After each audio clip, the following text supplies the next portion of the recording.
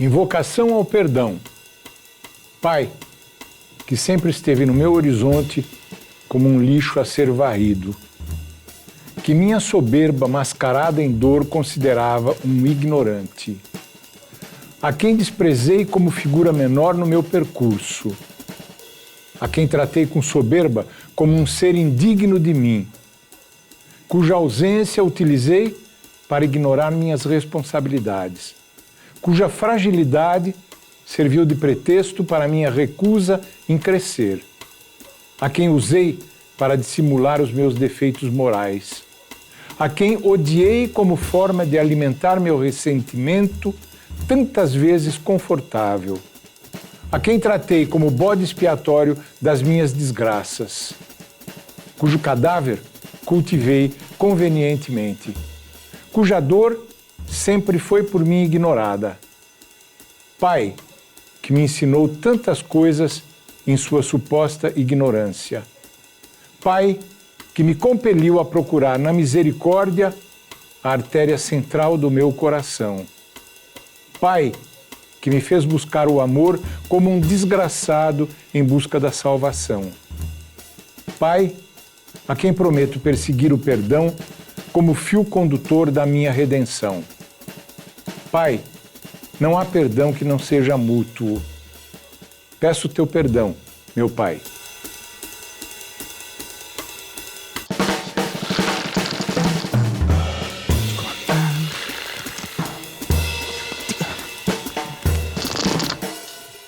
Olá, bem-vindo ao Arte 1 com texto, recebendo hoje o escritor João Silvério Trevisan, autor de um clássico da história dos costumes do Brasil, que é Devassos no Paraíso, e autor de inúmeros romances, dentre eles o mais recente é Pai, Pai. Tudo bem, João? Tudo bem, Manuel. Muito prazer ter você aqui. Pelo convite, obrigado por estar aqui também, viu? O prazer é nosso e a gente aqui tem uma plateia que participou de um encontro literário comigo. Esses encontros literários são patrocinados pela Caixa Cultural e pelo Governo Federal. E se você quiser participar desse encontro literário, depois da gravação da entrevista com os nossos convidados, é só escrever para arte1@band.com.br. E começando por um livro que não é um livro de ficção, você é sobretudo um contista, romancista, não é um livro de ficção, mas é um livro que já está, vamos dizer assim, incorporado à cultura brasileira, que é Devassos no Paraíso. O livro é de 86 e teve uma quarta edição agora, né? Agora é a terceira edição. Edição atualizada? Não, desculpe, é a quarta edição. Edição considerando, excluindo mudanças, as tiragens várias, né? Mudanças. Aliás, mudanças, eu tinha lido a edição anterior, que era de 2000, você aumentou bastante, centenas de páginas. Atualizei, né? Pelo menos 200 páginas, né? Esse livro é sobre a homossexualidade no Brasil da colônia à atualidade, e a atualidade mesmo, vem até as vésperas das últimas eleições que nós tivemos no Brasil, em que o tema dos costumes, o tema da sexualidade estava muito presente. Como é que é lançar esse livro no Brasil de hoje? Eu posso me referenciar ao passado, como foi lançar. Primeiro, eu tive, para variar, uma série de nãos de várias editoras. Para a terceira edição foi a mesma coisa, eu fiquei 15 anos tentando relançar o livro e agora, novamente, tive uma coleção enorme de nãos. Você conta isso no prefácio? Eu conto no prefácio. Conta aqui as recusas, né? Mas... Que era grande, porque não é só nossa linha e por aí vai, né? Nossa política não é de reedições, em seguida a mesma editora lançava um autor, um livro antigo de determinado autor, enfim. Mas a verdade é que essa parte ficou para trás porque o que eu encontrei após a publicação do livro foi um enorme acolhimento. Eu fiquei meio surpreso, aliás, eu fico meio surpreso. Eu fiz muitas viagens o ano passado, especialmente o segundo semestre, para lançar o Devassos. Já tinha viajado muito para lançar o Pai, Pai anteriormente, mas nessas viagens todas o que eu constatei foi uma enorme curiosidade e, para não dizer, surpresa em encontrar esse livro disponível. Em especial as novas gerações, não é? Porque elas não tinham a menor ideia de que havia toda essa história Uma história que remonta desde o descobrimento, quer dizer, desde os documentos do descobrimento, remonta a história do Brasil muito antes do contato com os europeus, né? Você mostra, por exemplo, que existiam práticas sexuais entre os índios que, de certa maneira, já respondem de saída no livro que a questão de padrões normativos para a sexualidade é uma balela, né? O Brasil, o encontro civilizacional, cultural brasileiro que se deu entre os índios e os europeus, já coloca isso de saída em questão, em xeque, né? É absolutamente emblemático, não é? O susto ao ver os índios nus, por exemplo, com toda a naturalidade. Você lê as cartas de Pero Vaz de Caminha e outros, não é? É impressionante, eles não conseguem resolver a questão na cabeça porque era uma outra cultura. A cultura cristã era totalmente antissexual, aliás, continua sendo. Ou seja, você cita aquela música do Ney Matogrosso, né? Não existe pecado do lado de baixo do Equador. Quer dizer, isso não é uma visão utópica, idealizada dos trópicos, né? A rigor não existia mesmo, porque a ideia de interdição, de pecado, ela é muito diferente daquela que existia na Europa. Exato, né? É uma cultura totalmente diferente, não é? Totalmente afastada da cultura ocidental e a cristianização. A gente tem uma pergunta sobre o Devassos no Paraíso na plateia. Eu queria entender um pouco como você se sente, como você se vê em relação à homossexualidade. Porque você disse que você não se vê como militante, mas você se vê como uma referência em relação à juventude que também hoje sofre, né, com essa exclusão, com essa marginalidade, né, do tema em relação à própria obra que você também traz e estes desafios hoje no Brasil. O que eu sinto hoje é que eu não seria nem de longe a mesma pessoa se eu não fosse este homossexual que eu sou. Eu não gosto de me definir exclusivamente como homossexual, mas indiscutivelmente, na minha personalidade, um dos componentes é a minha homossexualidade. E isso não me torna nem melhor e nem pior, mas, por outro lado, não deixo de batalhar a afirmação de que, sim, eu sou homossexual. E daí? O que é que vocês têm contra isso? Não é? Então, eu não sei se eu consigo responder a toda a pergunta, mas para mim, atualmente, é muito tranquilo saber das conquistas que eu fiz para mim mesmo, e eu acho que me é muito agradável saber que eu compartilhei um pouco as conquistas que o país teve nesse campo. Em relação à própria comunidade LGBT. Quando que a temática homossexual aparece na sua obra literária que não está exclusivamente voltada para essa temática, né? Quer dizer, você tem obras como Ana em Veneza, ou mesmo O Rei do Cheiro, em que não tem centralidade o tema da homossexualidade. Em outros livros, como Em Nome do Desejo, por exemplo, sim, o Testamento de Jonatas deixado a Davi, são seus 2 primeiros livros, né? Exato. O Testamento de 76 e Em Nome do Desejo de 83. São livros em que a temática aparece frontalmente. Como que isso surge? Para você, olhando para a sua trajetória, você é um escritor identificado com a questão homossexual ou não? Ou ela entra como mais um elemento da sua personalidade artística? A primeira coisa é a seguinte, eu acho que quem cria, seja em literatura, seja em teatro, seja em cinema, tem sempre o seu tema ou os seus temas prediletos. Você pega, por exemplo, um Bergman, no cinema, o Ingmar Bergman, a incomunicabilidade, você pega um Fellini, não é? São as suas memórias completamente refeitas, reconstituídas. E eu sempre me perguntei por que é que eu não posso falar da homossexualidade, que é uma questão que me é muito cara, que me é muito importante, né? E eu usar essa temática para construir a minha obra literária, porque aí vem esse elemento importantíssimo. Nós estamos falando de literatura, não é? Quando eu tenho um pouco de birra com relação à questão do militante, é porque confundem com proselitismo. E proselitismo não tem nada a ver com a criação. Proselitismo é uma questão de manual, de slogan, que você vai vender um determinado produto. Eu não estou vendendo meu produto. Eu estou apenas trabalhando com alguma coisa que é fundamental para a minha criação, que por acaso é a homossexualidade, em determinados livros, em outros não. Mas aí você chega, por exemplo, num livro como Ana em Veneza, que não tem, aparentemente pelo menos, ou de um modo muito frontal a questão, tem pelo menos um personagem homossexual, mas não tem a questão frontalmente, mas é um livro escrito por um homossexual, porque é um livro sobre o exílio. São vários personagens exilados. E eu me sinto um exilado na cultura heteronormativa. Sempre me senti, mesmo depois de ter conquistado meu espaço.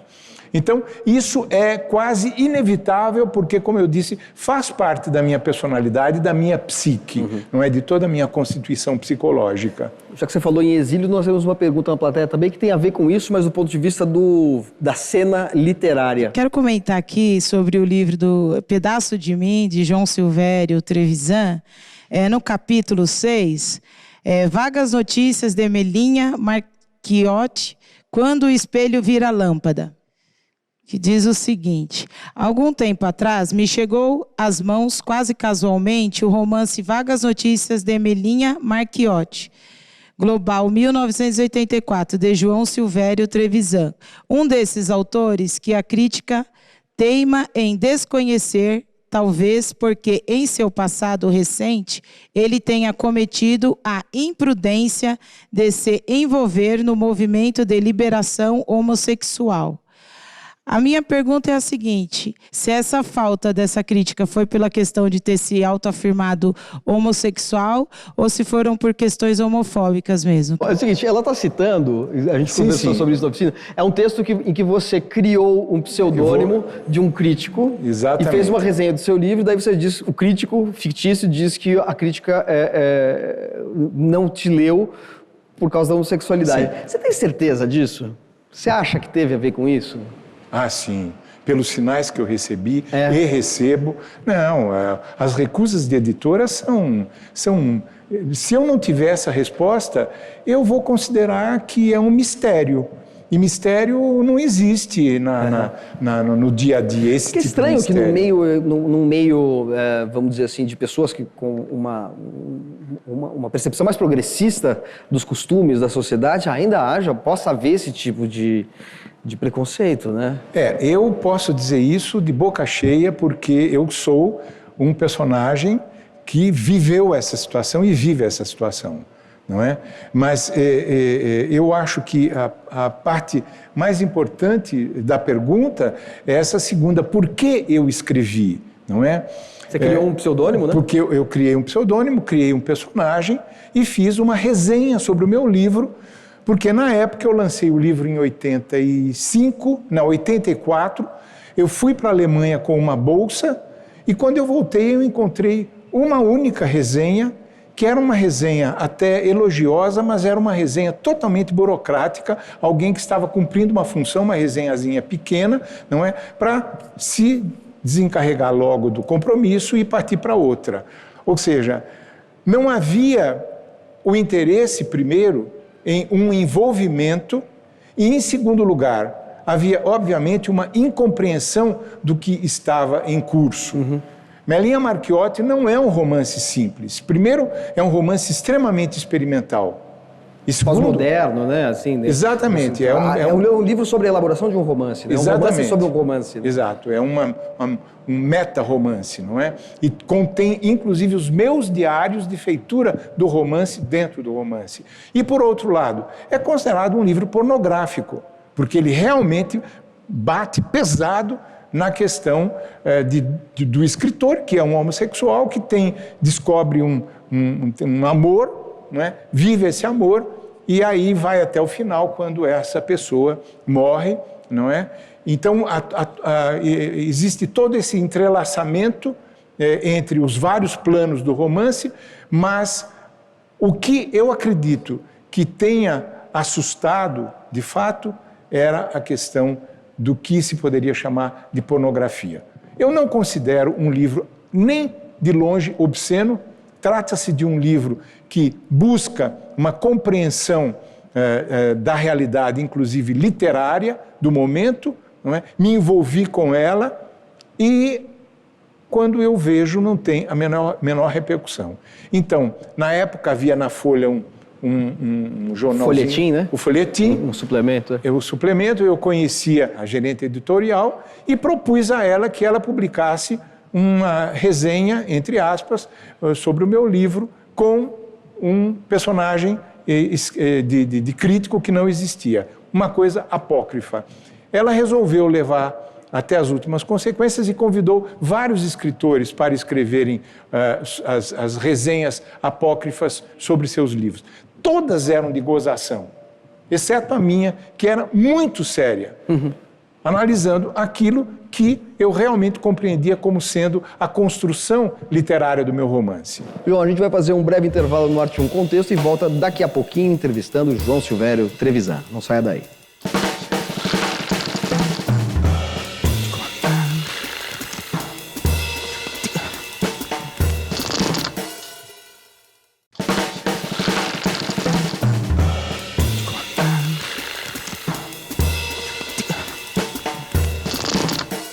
O Arte 1 Contexto está de volta, recebendo hoje o escritor João Silvério Trevisan, autor de um clássico do pensamento do ensaísmo brasileiro, que é o Devassos no Paraíso, e autor de um livro muito perturbador, que, salvo engano meu, é o seu primeiro livro que pode ser inscrito, talvez, não sei se você concorda, na categoria da autoficção, que é o Pai Pai.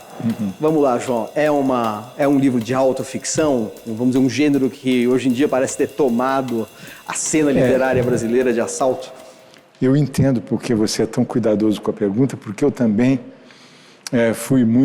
já fui muito reticente com relação a esse conceito de autoficção. Eu achava que era um pouco um disfarce para as pessoas, sobretudo o escritor que começa a escrever e faz simplesmente um relato da sua vida, mas não quer confessar isso, não é? Para não parecer um pouco constrangedor.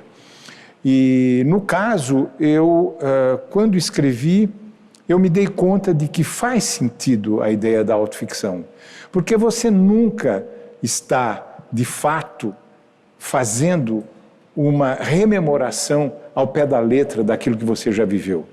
Tem, indiscutivelmente e obrigatoriamente, sempre um componente de ficção que você acrescenta. Além de ser um recorte, né? Ao contrário de uma autobiografia assumida enquanto tal, que conta toda a vida de um escritor, aí você pega um recorte, e nesse caso é um recorte muito pungente, muito cruel, que é a sua relação com o seu pai. Né? Esse título Pai Pai vem, enfim, de uma passagem bíblica, Pai Pai, por que me abandonaste? Né? Assim, é de um dos evangelhos segundo São Mateus, né? São Mateus, isso é mencionado no livro. Logo no começo. Justamente esse abandono em relação ao pai, esse desamor, esse desafeto que você viveu e com o qual você está ajustando contas é o tema do livro, né? Exatamente.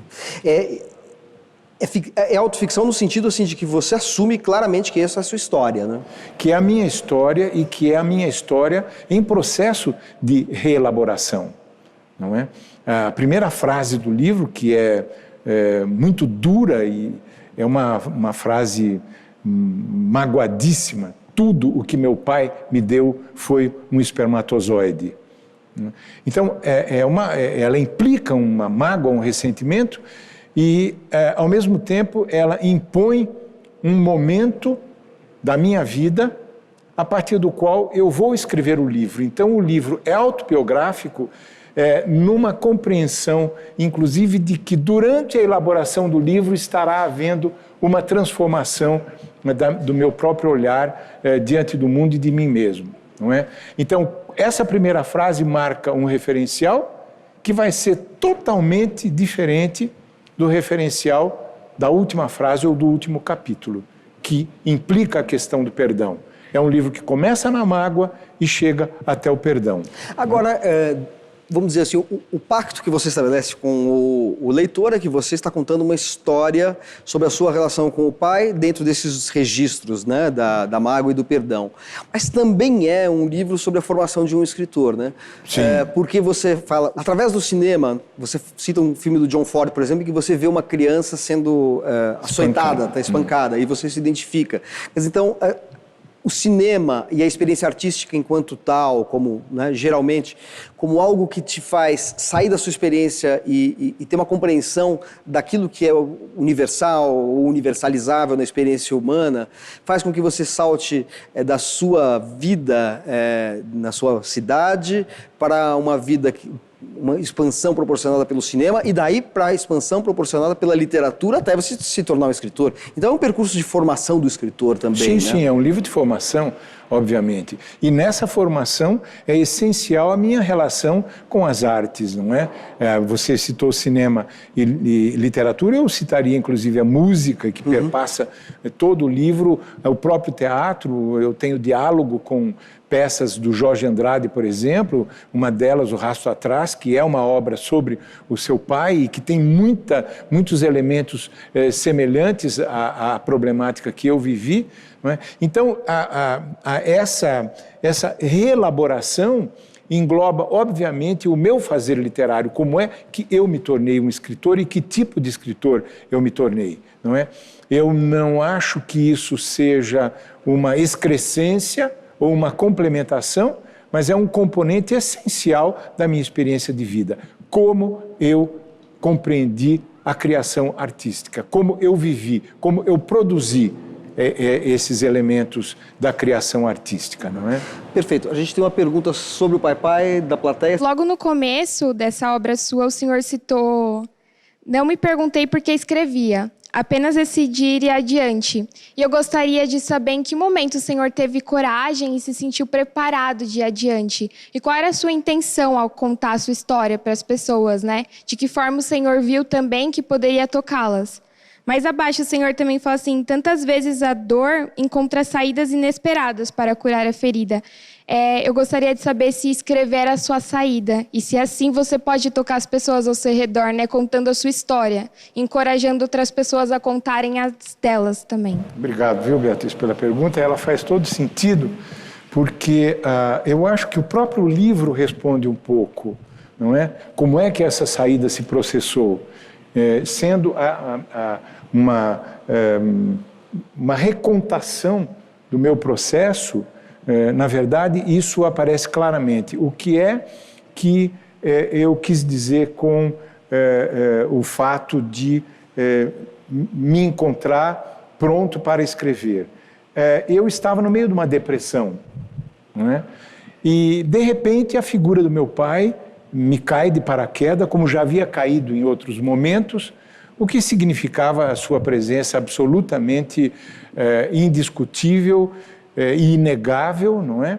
Em minha vida e no meu inconsciente. E eu acho que falar sobre o pai, além de ser muito importante para mim, acabou de fato tocando muitas pessoas. Eu nunca pensei que pudesse tocar. Em que medida poderia tocar? É claro que você sempre quer uma interlocução com leitores e leitoras, e isso é fundamental para qualquer escritor. Mas quando você mete o dedo na ferida paterna, quando você traz à cena a figura paterna, você mexe com toda a construção de qualquer personalidade. Por quê? Primeiro, porque todo mundo teve um pai. Segundo, porque a questão paterna é uma questão muito complicada. Complicada, inclusive, pelo papel que o masculino exerce nas sociedades, não é? E pelo papel, especialmente, que o masculino está interpretando na atualidade, em várias situações em que a crise do masculino fica muito clara.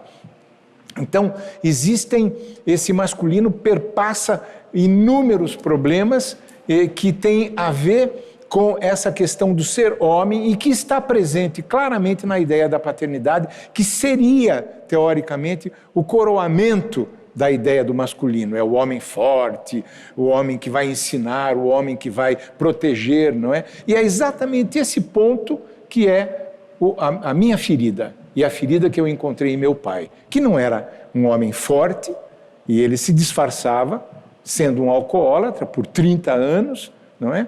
E me espancava porque eu não correspondia ao seu próprio projeto de ser um homem. Não é? Quando eu conto no livro o episódio em que eu fui jogado no Rio Jacaré, não é? E que os meus parentes que estavam na margem, que tinham feito isso, e amigos, gritavam da margem: é para você aprender a ser homem. Aquilo foi uma coisa... E você responde assim: eu sou homem sim, mas não quero ser igual a vocês. Exato. Era uma resposta para mim mesmo, que eu interpretei como sendo o sentimento que eu tive naquele momento. Eu olhei para aqueles caras, eu estava todo enlameado, eu não sabia nadar, era um rio caudaloso, e eu na margem, tentando me segurar nos matos da margem e vendo aquelas pessoas rindo na minha cara, não é? E, João, isso é uma coisa incrível, porque isso se conecta ao seu trabalho com o Devassos no Paraíso também. Completamente. Porque, assim, ser homem, instância, vamos dizer, abstrata, geral, é uma coisa. Agora, não é necessariamente ser o homem viril, rude, violento, autoritário. Quer dizer, ser homem, você pode ser de várias maneiras. Assim como você pode ser do sexo masculino de várias maneiras, do sexo feminino de várias maneiras, né? Então, eu acho que essa questão fica ligada, ela reaparece aqui no livro de uma maneira enviesada, mostrando como a questão da homossexualidade está presente hora de uma maneira, hora de outra na sua obra. E aqui no Pai Pai por um prisma bastante particular, que é o prisma da sua experiência com o seu pai, né? Olha, muito obrigado pela sua presença aqui no Arte em um Contexto. Também agradeço ao público que esteve nos seguindo aqui e me ajudando a fazer pergunta para vocês. O Arte em um Contexto fica por aqui. Agradeço ao João Silvério Trevisan, agradeço a você. Até o próximo programa.